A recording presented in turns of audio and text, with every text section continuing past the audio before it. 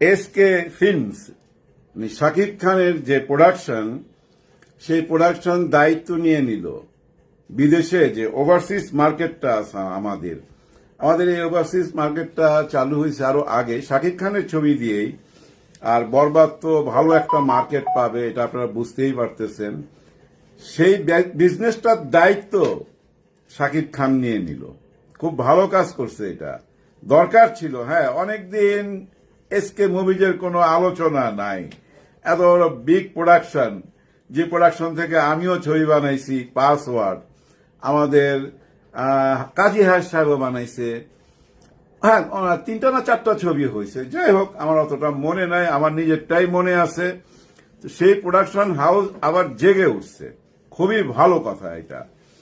এবং ওনার ডিস্ট্রিবিউশনের ছবি না শুধু, আমি মনে করি উনি ওই যে যেমন শাহরুখ খান যেভাবে কাজ করে, শাহরুখ খান কিন্তু ছবিতে টাকা নেয় না।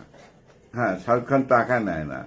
যারাই ওনার কাছে আসে, ওনার যদি গল্প পছন্দ হয়ে যায়, উনি বলেন যে আমাকে যে পরিমাণ টাকাটা দিবেন, মনে করেন আমাকে আপনি 100 কোটি টাকা দিবেন, ওই টাকাটা আমাকে ক্যাশ দেওয়ার দরকার নাই, ওই টাকাটা আপনি ছবিতে ইনভেস্ট করেন, ছবিটা যেন সুন্দর হয়।